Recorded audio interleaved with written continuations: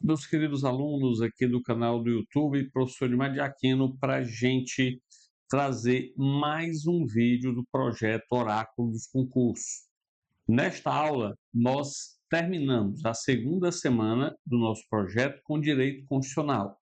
Então, assista o vídeo até o final para você aprender mais uma matéria muito importante para provas de concurso, principalmente para prova de tribunais, que cai tanto para cargo de analista técnico, analista oficial de justiça e técnico judiciário da área judiciária, portanto, é determinante para a tua aprovação. Então, vamos lá, vamos para a primeira questão. Está aí na lousa, primeira questão que diz o seguinte: a respeito das características do poder constituinte e de sua configuração em originário ou derivado, assinale a opção correta.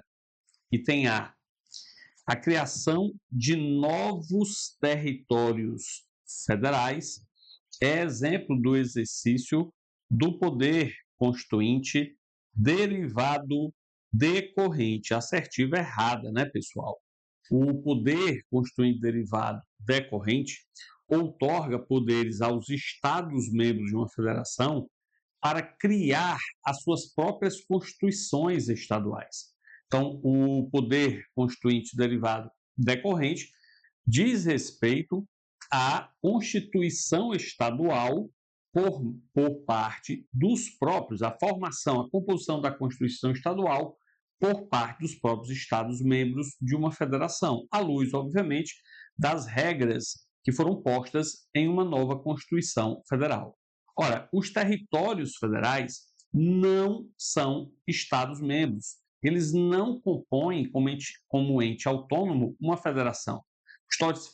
Os territórios federais são meras repartições administrativas integrantes da União e, portanto, não possuem Constituição. Está errada a assertiva A de avião. Vem comigo, vamos para a assertiva B de bola. A assertiva B, ela diz o seguinte: a outorga e a convenção são formas de expressão do poder constituinte originário. Assertiva, pessoal, correta. Preste atenção que o poder constituinte originário é aquele responsável pela formação de uma nova Constituição Federal, tá? De uma nova Constituição daquele Estado.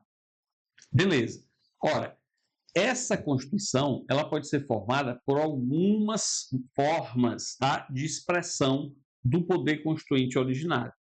A primeira é a Constituição promulgada, aquela que é a Constituição democrática, feita diretamente pelo povo ou por intermédio de seus representantes, né? Como é o caso da Constituição Federal de 88. A Constituição outorgada é aquela em que o povo não participa de sua formação, é imposta ao povo, né? A Constituição outorgada não tem participação popular, direta ou indiretamente. E, por último, nós temos a convenção, que é um compromisso feito entre o soberano, o rei, né, e a representação popular por uma assembleia popular, que pode ser, nos moldes aqui do Brasil, um congresso nacional, né, feito por representantes do povo, tá? É óbvio, então, que tanto a promulgação como a outorga, como a convenção, são formas de expressão realmente do poder constituinte originário. Daí o acerto da assertiva B de bola. Vem comigo, vamos para a assertiva C de casa. C de casa diz o seguinte: a tese da existência de hierarquia entre normas constitucionais decorrentes do exercício do poder constituinte originário é aceita pelo STF, pelo Supremo Tribunal Federal. Errado. Ora, essa tese da hierarquia entre normas originárias da Constituição, ela não é admitida pelo STF. Ao contrário, o STF tem se posicionado há muito tempo que as normas constitucionais originárias possuem mesma hierarquia. Não há hierarquia entre normas constitucionais originárias da Constituição, tá? É o contrário do que diz a assertiva. Então, não importa qual é a norma, todas elas têm o mesmo peso substancial. Vem comigo, vamos para o item D de dado. O sistema constitucional brasileiro admite a teoria da dupla revisão. Errado. Veja, pessoal, pela teoria da dupla revisão, que é uma corrente minoritária em relação ao poder de reforma do texto constitucional, entende-se que é possível, pela teoria, note, da dupla revisão ou dupla reforma, que se reforme por emenda constitucional os limites materiais à reforma da Constituição, ou seja, aqueles assuntos que o constituinte originário ele enquadrou como cláusula pétrea. Então, pela teoria da dupla revisão, reforma-se aqueles limites constitucionais que são enquadrados como cláusula pétrea para depois reformar aquele ponto que se queria inicialmente, mas era protegido pela cláusula pétrea. Daí o nome, teoria da dupla revisão. Só que essa teoria da dupla revisão, ela não é admitida majoritariamente na jurisprudência e doutrina pátria. É uma corrente minoritária. Então, a assertiva, por isso, está errada. E, por fim, vem comigo, o item é poder constituinte. Derivado ocorre com a mutação constitucional. Veja, está errado, pessoal, tá? A mutação constitucional é o chamado poder constituinte difuso, que é a modificação do sentido de uma norma constitucional sem alteração de seu texto. Então, não se altera o sentido, não se altera o texto da Constituição, mas sim o seu significado, o seu sentido.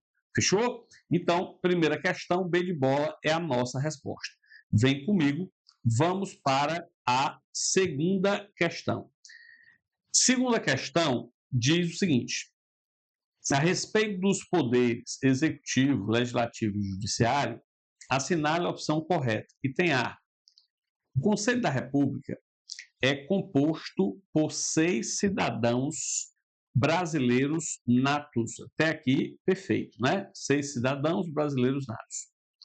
Com mais de 35 anos de idade, certo? Também existe esse limite em relação à idade dos integrantes do Conselho da República. Todos eleitos para mandato de 3 anos. Correto também o tempo do mandato de cada um, permitindo-se uma única recondução. Errada essa última parte. Ó. Em relação aos membros do Conselho da República, é vedada a recondução. É vedada a recondução. Pessoal, presta atenção nisso, porque o Conselho da República é órgão consultivo superior da Presidência da República, tá? E ele vai opinar em matérias relevantes de estabilização das instituições brasileiras, como acontece, por exemplo, com a intervenção federal, estado de defesa e estado de sítio, né? Além disso, esse Conselho da República ele é composto pelo presidente da República, pelo vice-presidente da República, pelo presidente do Senado Federal, pelo presidente da Câmara dos Deputados, pelos líderes da maioria e da minoria, tanto da Câmara como do Senado, e por esses 6 cidadãos eleitos, tá? E em relação a esses 6 cidadãos eleitos, existe aí um mandato de 3 anos, né? E é vedada a recondução, daí o erro da assertiva. Tranquilo? Vem comigo, vamos para a assertiva B de bola. A assertiva, pessoal, B de bola, ela diz o seguinte: não se prevê a iniciativa do TCU, do Tribunal de Contas da União, para propor projeto de lei ao Congresso Nacional. Está errado. Veja, eu vou colocar aqui o erro da assertiva A assertiva B também está errada, porque, note, o TCU, pessoal, ele vai ter, como qualquer outro tribunal, a autonomia financeira. Então, ele tem, obviamente, a condição de remeter ao Congresso Nacional projeto de lei, a iniciativa é dele, a privativa dele, de remeter ao Congresso Nacional projeto de lei, por exemplo, propondo cargos, né, para seus servidores, a fixação da remuneração desses servidores, a fixação dos subsídios dos seus membros, enfim, a organização, né, administrativa do tribunal é feita por ele próprio. E, né, dentro desse aspecto, ele tem a condição de remeter, ele tem a iniciativa de remeter projeto de lei para o Congresso, tá? Então, erra assertiva, porque ela é genérica. Vem comigo, vamos para C de casa. C de casa diz o seguinte: os ministros de Estado devem ser escolhidos entre brasileiros maiores de 35 anos de idade. Não. Ministro de Estado, a idade é maior de 21 anos, tá? 21 anos, e não de 35. Daí o erro da assertiva. D de dado, assertiva D de dado, diz o seguinte: o TST tem competência para processar e julgar de forma originária reclamação, tá? Que garanta a autoridade de suas decisões e preserve a sua competência. Assertiva D está correta. Presta atenção aqui, meus caros. Eu costumo brincar com meus alunos de processo civil que a reclamação é um enredo naquele sentido mais popular do termo. Quando uma criança vai enredar, né, o que o irmão, por exemplo, fez com ela, para a mãe e para o pai, a gente utiliza muito essa expressão. Então, vai contar lá o que aconteceu com ela, é o enredo daquela criança. Pois bem, veja que um tribunal, STF, STJ, são exemplos clássicos, porque existe previsão constitucional expressa. STF e STJ, eles têm a reclamação como garantia da sua competência e, obviamente, da observância de suas decisões. Se um tribunal hierarquicamente inferior descumpre um posicionamento do STF, cabe à parte interessada apresentar reclamação para dizer: ó Supremo, tribunal tal desrespeitou a tua posição, não vai fazer nada. Claro que aquela reclamação ela beneficia ao reclamante, né? Então, o Supremo tomou uma posição favorável a ele e o tribunal hierarquicamente inferior desrespeitou. Então, cabe, obviamente, reclamação nesse sentido. Atente, já que você agora já sabe o que é uma reclamação, né, constitucional, o TST não tinha até 2016 a previsão na Constituição para reclamação, não tinha, e nem era previsto na CLT. Então, o posicionamento do STF é que o TST não tinha competência para julgar, processar e julgar a reclamação, tá? Porém, a partir da Emenda Constitucional 92 de 2016, a Constituição foi alterada para incluir essa competência do TST. Se liguem, agora o TST se equiparou nesse aspecto ao STF e ao STJ. Portanto, a assertiva está correta porque o TST atualmente tem sim competência para processar e julgar reclamação constitucional. Beleza? Vem comigo, vamos para a assertiva E de elefante. O STF, o Conselho Nacional de Justiça e os tribunais superiores têm sede na capital federal. Até aqui, tudo perfeito, né? E possuem jurisdição em todo o território nacional. Pessoal, o Supremo tem jurisdição em todo o território nacional. Os tribunais superiores também. Conselho Nacional de Justiça, o CNJ não, claro, né? CNJ não tem jurisdição, não tem o poder de dizer o direito ao caso concreto. O CNJ é órgão integrante do Poder Judiciário, responsável, obviamente, pelas questões administrativas do Poder Judiciário, não exercendo poder, função jurisdicional como os demais tribunais. Beleza? Ótimo. Vem comigo. Vamos para a próxima questão. Questão de número 3. A questão número 3, importantíssima. Deixa eu tomar aqui uma água. Versa sobre controle de constitucionalidade. No que se refere ao controle de constitucionalidade, assinale a opção correta. Item A. A cláusula de reserva de plenário exige que somente pela maioria absoluta de seus membros poderão os tribunais declarar a inconstitucionalidade de lei ou de ato normativo do poder público. A mesma cláusula aplica-se também às turmas recursais dos juizados especiais, por serem órgãos colegiados. Assertiva errada. Veja, pessoal, a famosa cláusula de reserva de plenário, prevista expressamente no artigo 97 do texto constitucional, diz que qualquer declaração de inconstitucionalidade de lei ou ato normativo exige decisão da maioria dos membros dos tribunais ou de seu órgão especial. Presta atenção que, no meu entender, essa primeira parte já está errada, porque ela só fala de tribunais, né? É do tribunal, membro do tribunal ou do órgão especial, obviamente, onde houver. Agora, a parte final está totalmente errada. O Supremo tem uma posição exatamente contrária a isso. Porque a cláusula de reserva de plenário, ela é expressa em falar de tribunal. E as turmas recursais, apesar de serem órgãos colegiados, revisores das decisões exaradas pelo juiz de primeiro grau do juizado, não é considerado tribunal e nem faz parte do Tribunal de Justiça, tá? Então, são órgãos colegiados da estrutura de juizado especial, mas não são tribunais, e é assim que entende o STF. Portanto, não deve obediência à cláusula de reserva de plenário. Vem comigo, vamos para a assertiva B de bola. O controle de constitucionalidade concentrado pode ser realizado por qualquer juízo ou tribunal. Errado.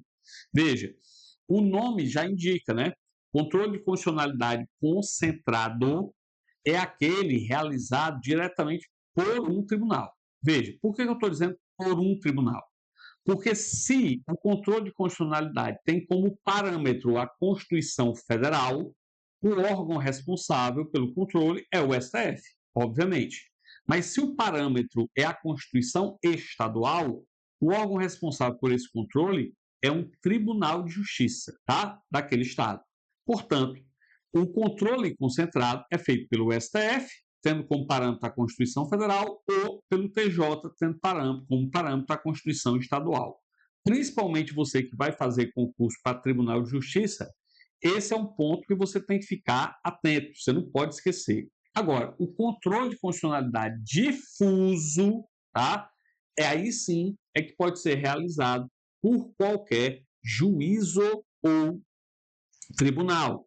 No controle concentrado difuso, a questão da constitucionalidade não é o pedido da ação, é a causa de pedir, integra a causa de pedir da demanda. Beleza? Vem comigo, vamos para C de casa.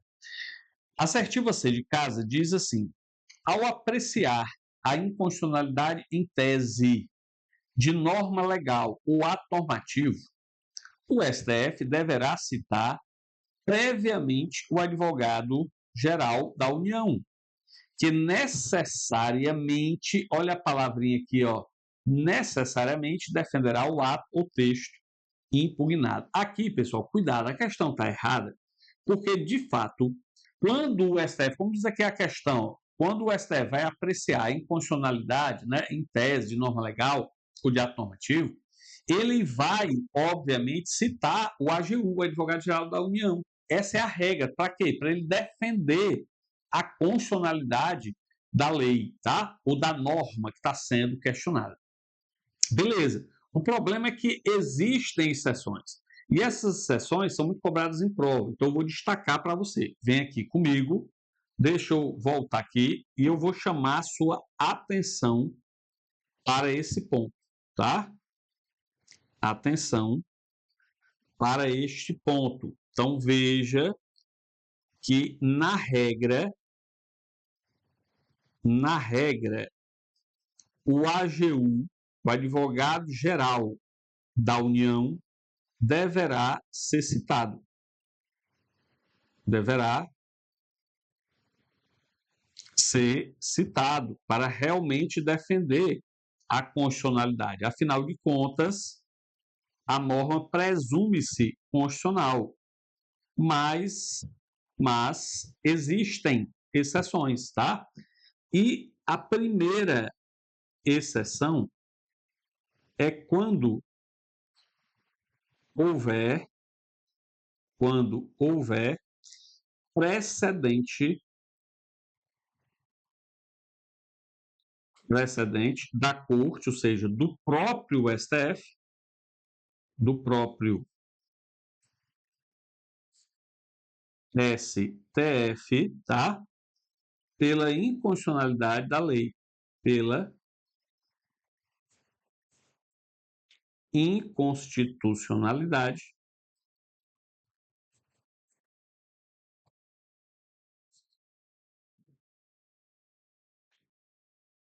da lei. Então, presta atenção no seguinte, ora, se em sede de controle difuso, né, julgando uma ação que chegou à sua análise, o STF já declarou a inconstitucionalidade daquela lei ou daquele ato normativo, obviamente que o AGU não vai, obviamente, enxugar gelo. Ele não vai precisar defender a constitucionalidade da norma, porque já existe precedente anterior do Supremo Tribunal Federal. E aí, a segunda exceção, vem comigo, segunda exceção, o AGU, né, nesse caso, não é obrigado à defesa do texto impugnado quando, segunda exceção, esta defesa, quando esta defesa colocar em risco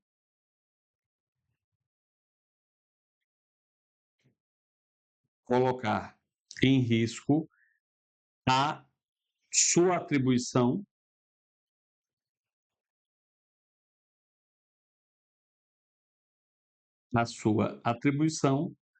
de defensor dos interesses da União.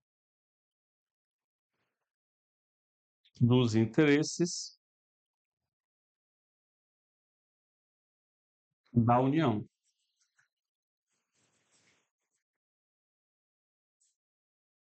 Ora, um exemplo citado pela doutrina é, por exemplo, julgamento de uma inconstitucionalidade de lei estadual que viola competência constitucional da União. Nesse caso, o AGU não vai ser citado, né, para defender a constitucionalidade daquela legislação estadual. Beleza? Então, nós temos essas duas seções. Vamos avante, vem comigo.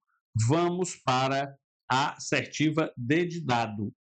A assertiva dedidado diz assim: a Constituição da República de 1891 foi a primeira a prever a possibilidade de controle difuso de constitucionalidade.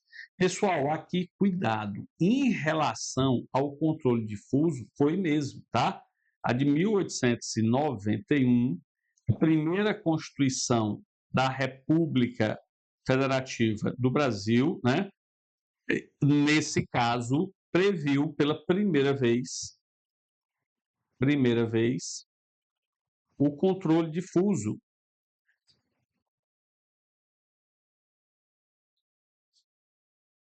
de constitucionalidade.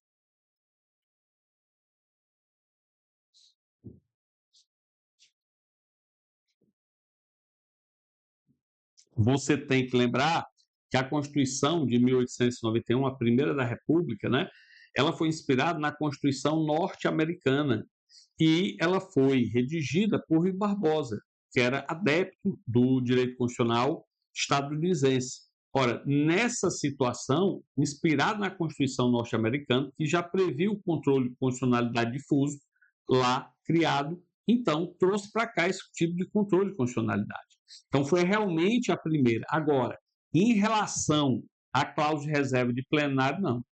A Constituição de 1891 não previa, só veio a lume já no século XX. Vem comigo, a cláusula de reserva de plenário obviamente, foi prevista pela primeira vez na Constituição Federal de 1934, tá?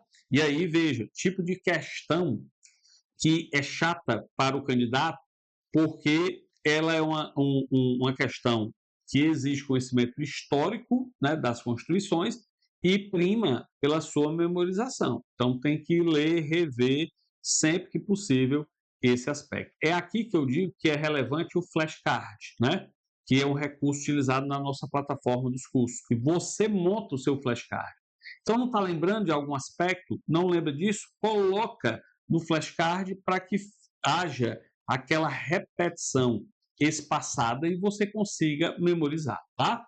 Vem comigo, vamos para o item E de elefante.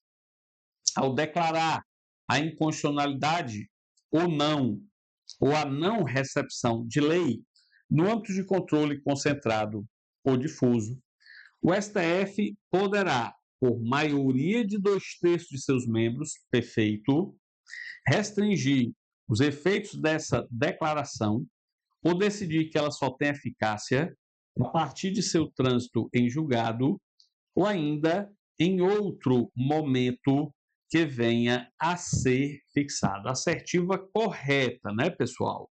Veja você que em razão, presta atenção, em razão de segurança jurídica ou de relevante interesse nacional, o Supremo Tribunal Federal pode modular no tempo os efeitos jurídicos de suas decisões, né? Exaradas em sede de controle de constitucionalidade. Presta atenção que exige a Constituição, para isto ocorrer, um quórum qualificado, 2/3 dos ministros do STF. Então, é muito importante você lembrar desse quórum. Assertiva correta. Venha comigo para a gente ir agora para a quarta questão. E antes da gente resolver a quarta questão, deixa eu tomar aqui uma água para a gente continuar. E como nós já chegamos além da metade do vídeo e você chegou até aqui, veja, deixa teu like, meu povo. Deixa teu like, ajuda nosso canal, compartilha a informação, né, com teus amigos desse nosso projeto Oráculos Concurso, projeto feito com todo carinho para ajudar vocês. E vamos juntos até a posse. Então veja, acompanhe o vídeo até o final e não esquece de deixar o like, pessoal.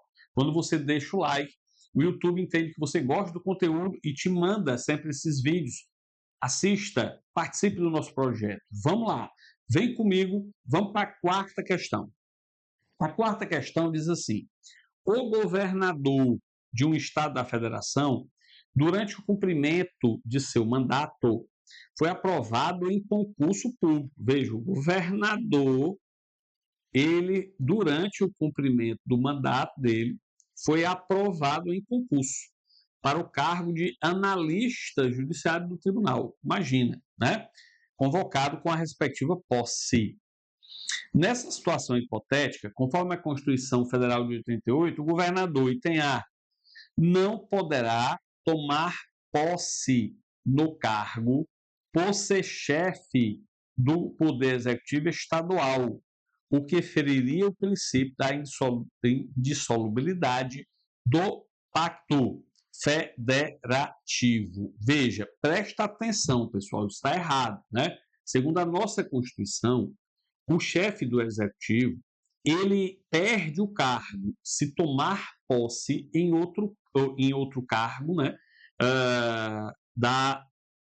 do Poder Executivo, seja ele federal, estadual ou municipal, salvo exceção feita a posse em concurso público, tá? Então, veja, ele não perderia o cargo de governador se, obviamente, tomasse posse em concurso público. Agora vem a questão: ele poderia assumir o cargo público, mantendo o cargo como chefe do Poder Executivo Estadual? Claro que não, né, pessoal? Porque haveria o quê? Incompatibilidade, né? Incompatibilidade. Lembrando que o chefe do Executivo, seja ele da União, seja ele do Estado ou do município, não pode exercer essa chefia do executivo com qualquer outro cargo público, mesmo assumindo através de concurso. Por quê? Porque há incompatibilidade. Ele tem que, obviamente, desempenhar a sua chefia do executivo ou então dela sair e assumir o cargo em concurso. Os dois não é possível. A única exceção, não esqueça, constitucionalmente prevista, é para o cargo de vereador havendo compatibilidade horária, né? Então, cuidado, vem aqui comigo, olha aí a assertiva A está errada, assertiva B, poderá tomar posse no cargo e perderá automaticamente o mandato. Não, né, pessoal? Ele não perde o mandato, né? Ele só perderia o mandato se assumisse outro cargo na administração pública, direta ou indireta. Lembrando que a posse em virtude de concurso é exceção. Olha o item C. Poderá tomar posse no cargo, mas para continuar cumprindo seu mandato eletivo, terá de manter-se afastado do cargo de analista judiciário. Exatamente. Exatamente. Por quê? Porque existe incompatibilidade nessas atividades, tá? Vem comigo, vamos para a última questão da aula de hoje, de direito constitucional. A quinta questão. De acordo com a Constituição Federal, compete à Advocacia Geral da União. Deixa eu tomar aqui uma água. Item A. Defender a validade de lei federal no âmbito de ação direta de inconstitucionalidade ajuizada no STF. Ora, a gente acabou de ver em questão anterior, né, sobre isso. A assertiva está correta. Por quê? Porque a regra é que o AGU seja citado para defender a constitucionalidade da lei cuja constitucionalidade está sendo questionada junto ao STF. Essa é a regra. Existem exceções, mas essa é a regra. A assertiva A, aparentemente, é a nossa. Aparentemente, por quê? Porque eu não analisei as outras. Vamos analisar cada uma delas. Vem comigo, B de bola, diz assim: realizar atividades de consultoria e assessoramento jurídico dos poderes executivo, legislativo e judiciário. Cuidado, isso aqui está errado, pessoal. E é muito importante você lembrar do seguinte: o SEBRASP adora essa assertivazinha, porque ela representa uma pegadinha aqui. Veja, presta atenção. A AGU, ela é a instituição que representa a União, tá? Então, veja, ela representa, vou colocar assim, a AGU representa a União, representa a União, tá? Judicial e extrajudicialmente. Judicial e extrajudicialmente. Essa representação extrajudicial ou judicial da União, essa aqui abrange, pessoal, engloba tanto o legislativo, as três funções estatais, executivo e judiciário. Tá? Essa representação aqui da União nas três funções estatais, sim. Aí tudo bem. Agora, cuidado, porque nos termos de lei complementar, cabe também à AGU a organização, né, das atividades de consultoria e assessoramento jurídico do Poder Executivo. Então, observe, para você nunca mais errar a questão nesse sentido. Na representação da União, judicial ou extrajudicialmente, ela representa as três funções estatais da União, tanto legislativo, executivo e judiciário. Mas, em relação à sua competência de consultoria jurídica e assessoramento jurídico, somente ao Poder Executivo. Beleza? Vamos para C de casa. Cabe à AGU, a Advocacia Geral da União, executar a dívida ativa dos entes federativos. Está errado.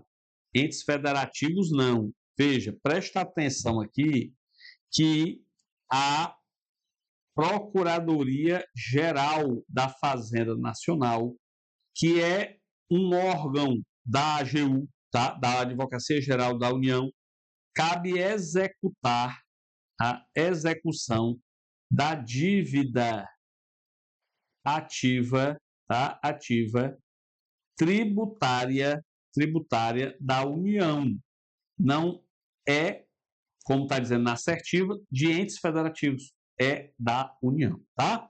Desde dado, ingressar em nome próprio com ação direta de inconstitucionalidade contra a lei federal no STF. Tá errado, pessoal.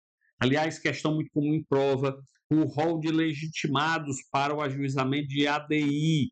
Está lá no artigo 103, inciso 1 da Constituição Federal. E, obviamente, o AGU, o Advogado-Geral da União, não é legitimado para tanto, até porque ele é órgão, como a gente viu, via de regra de defesa da constitucionalidade da norma constitucional. Ora, como é que ele é órgão de defesa e vai ajuizar um ADI, né? Incompatível. Então, vem comigo, vamos para o item E de elefante. Conceder anistia se houver delegação de competência do presidente da República ao advogado-geral da União. Cuidado aqui, pessoal, porque dentro da competência do presidente da República, ele realmente poderá delegar atribuições suas, tá, para os ministros de Estado, o Procurador-Geral da República e o AGU, pode delegar. Todavia, existem exceções em relação ao AGU. Deixa eu sair da frente, que eu estou aqui na frente da questão. E aí, cuidado, presta atenção aqui, que para conceder indulto,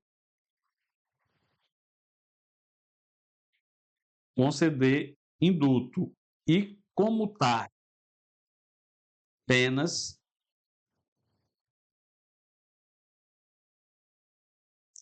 conceder indulto e anistia está incluído, né? E comutar penas é, obviamente, competência privativa do presidente da República, competência privativa do presidente da República e não pode, portanto, ser delegada ao advogado-geral da União. Beleza? Portanto, quinta questão, A de avião. Está aí os nossos comentários de mais um bloco de questões. Se você chegou até aqui, não esquece de deixar o like, tá? Ajuda aí o nosso canal. No mais, só tenho que agradecer a todos os integrantes aí do nosso projeto, no nosso grupo VIP do WhatsApp, mais de 800 pessoas, né?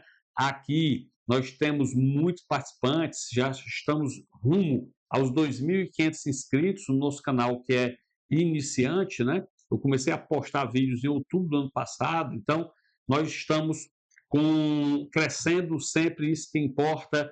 No mais, gratidão a todos. E não esqueça, você que está chegando aqui pela primeira vez, quer participar do nosso projeto, começa se inscrevendo no nosso canal do YouTube.